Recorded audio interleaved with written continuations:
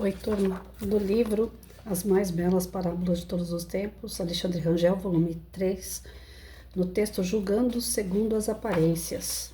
Certa noite o mestre Baldi estava sentado depois do jantar, rodeado de um grande número de recém-chegados, jovens e velhos, todos desejosos de aprender. O silêncio se fez e o mestre pediu que lhe fizessem uma pergunta. Qual é o obstáculo maior para que o aprendizado e o ensinamento no caminho?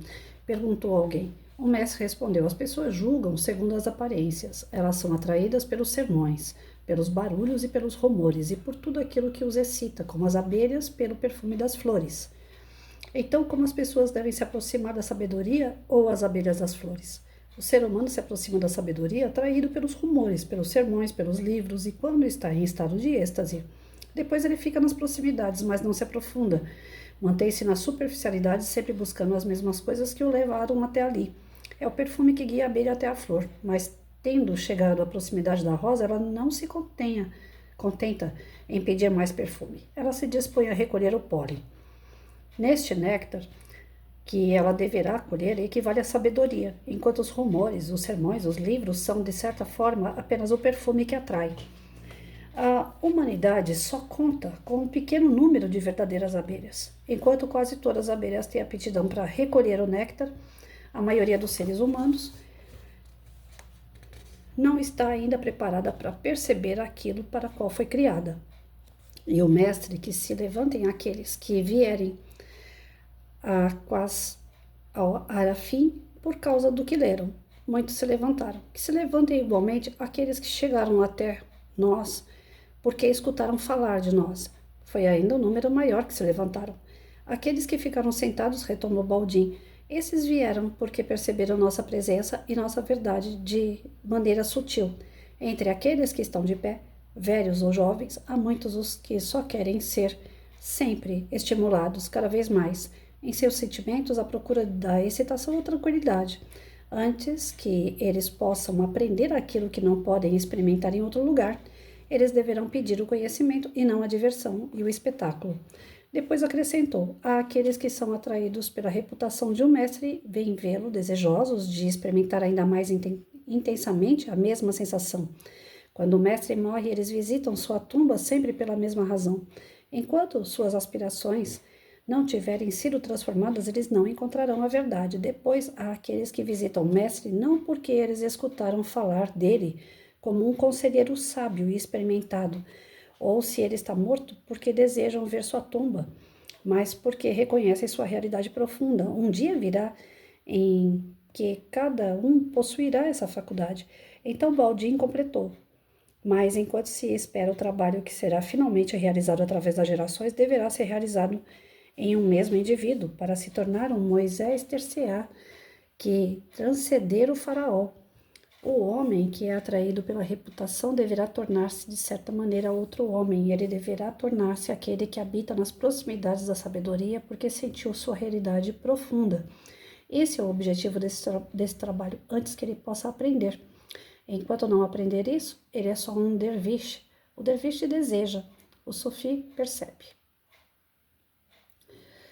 Em outras palavras, só aprende aquele que pratica, né? Então ele fala assim, que muitas pessoas querem aprender, mas vão através do ouvir dizer, né? Aquele aprender popular, né? As superstições, né? Não passa por debaixo da escada que vai dar azar, água mole em pedradura, tanto bate até que fura. Esses conhecimentos populares. Então, eu ouvir dizer. Algumas pessoas aprendem dessa forma. Outras pessoas aprendem porque leram, né? Determinado autor falou tal coisa, determinada pessoa provou tal coisa. Então, ele leu. Mas somente aquele que tem sabedoria é aquele que pratica o que aprende. Esse é o verdadeiro sábio. É aquele que coloca em prática, é aquele que exercita, é aquele que tem certeza não somente pelas palavras, mas pela sua ação. Eu vou levar isso para 3 momentos da educação, né? Nós temos o ensino tradicional, que é o ler, né? Você tem que ler. Você tem que aprender a ler a todo custo e determinado autor falou e você tem que ler e você tem que responder as perguntas de acordo com o autor, né? O ensino tradicional. aprende, mas é tradicional, é uma postura.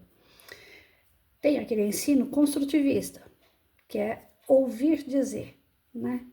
Fulano passa na comunidade dele um problema de asfaltamento, né? Não tem saneamento, não tem asfalto na rua do aluno João. Então, devido a não ter asfalto, não ter saneamento básico na rua do João, nós vamos trabalhar o saneamento básico na sala de aula. Então, quer dizer, eu ouvi dizer uma situação e trouxe ela para a sala de aula. Tá, eu posso aprender dessa forma? Posso. É um pouco mais complicado, porque uma realidade de um, às vezes, não é a realidade do outro, mas tudo bem. A gente pode trabalhar. E tem a outra prática, que é a vivencionista.